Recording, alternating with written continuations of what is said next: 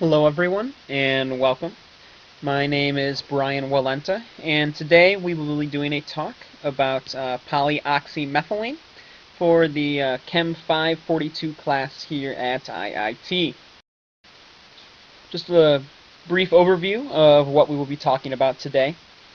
First, we are going to discuss the history of polyoxymethylene, kind of the discovery and some of the issues with that originally as to why it did not commercially go to market right away. And then we will discuss the synthesis. There are two main synthesis routes that are used in order to create polyoxymethylene.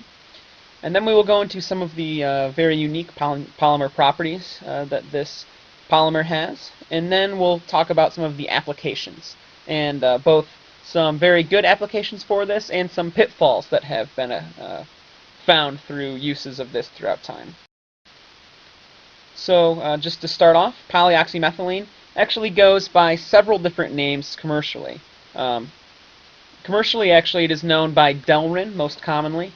That is actually the DuPont name for the molecule, but it will also often be called polyacetal or polyformaldehyde, because as you can see, it actually is formed from formaldehyde. You just have the methyl group attached to an O molecule that is repeated over and over and over again. So originally, this polymer was discovered by a man named Hermann Staudinger. He was a German scientist. He actually discovered this back in 1953 and ended up winning the Nobel Prize for his discovery, along with several other polymers.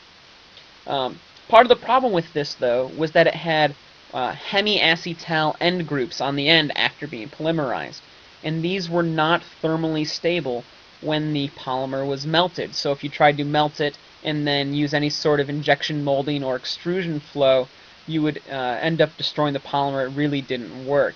So DuPont was the first to be able to commercially develop this polymer. It was a scientist named Stephen Dal-Nagore in 1957.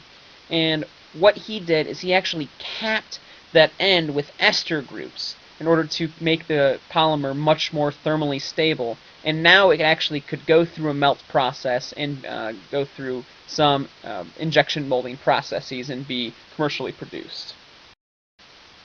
So the synthesis for the way that DuPont does this is they just polymerize some formaldehyde.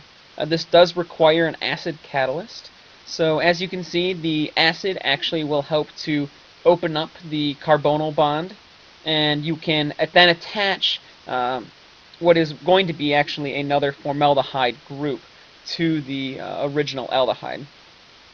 And then you continue adding acid to continue doing this over and over and over again. However, as you can see, water is consistently produced. This is a problem, and so the water needs to be continually removed from the reaction in order to keep the polymerization going. An alternative route to synthesis is to actually form a trioxane group first with the formaldehyde. You can actually see that reaction below.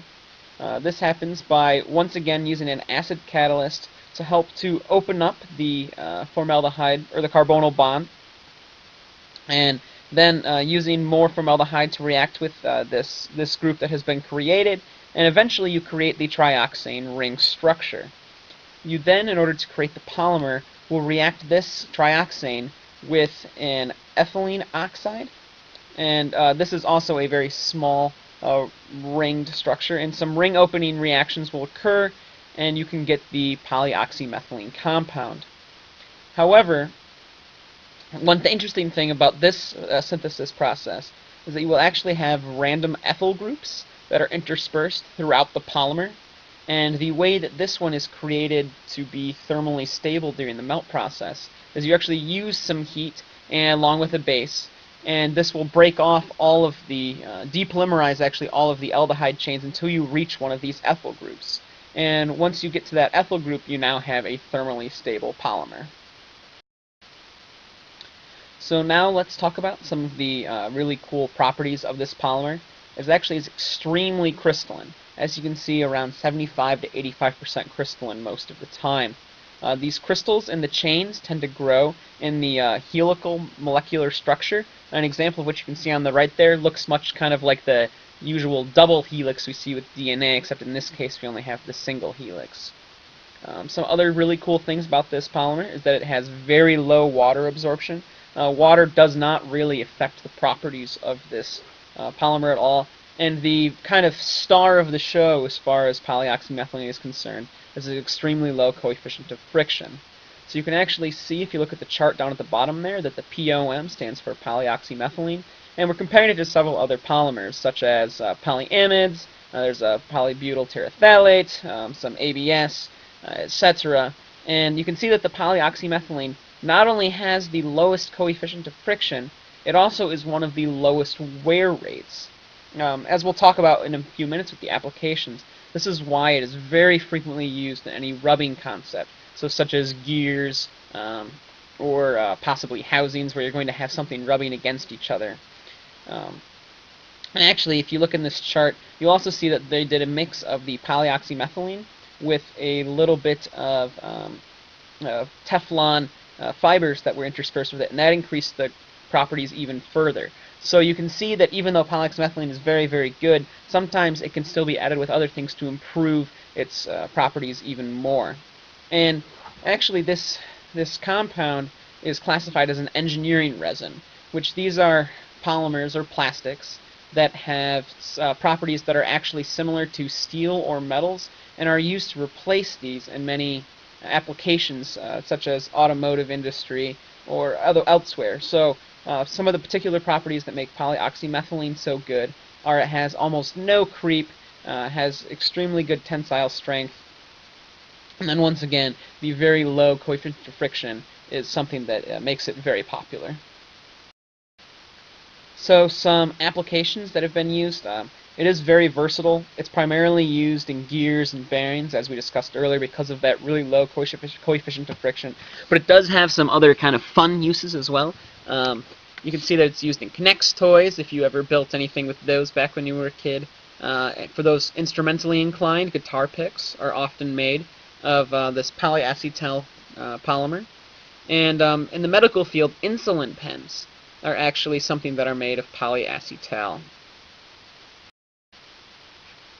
One warning, though, is that this compound used to frequently be used in the plumbing industry for pipe fixtures and whatnot. But acids will attack this polymer through a hydrolysis reaction.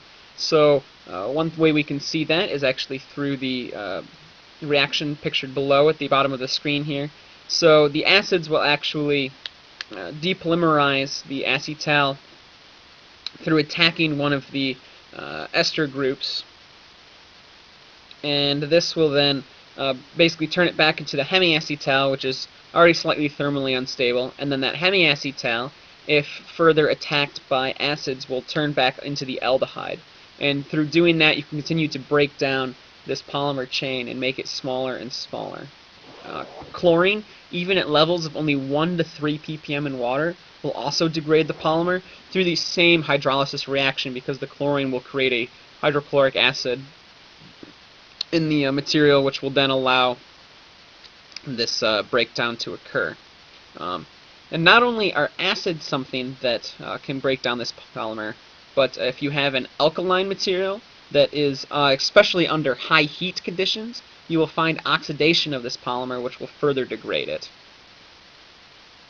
But one nice thing about this is that it actually is extremely stable in most organic solvents, and so that can make it a really useful for some chemical stability applications. So as you can see here, we have a list of some of the references that I used in order to put this talk together. Thank you so much for listening to the talk. I look forward to hearing questions from you later. And here is actually the question that will be submitted to possibly be on the exam. Thank you very much, and everyone have a great day. Goodbye.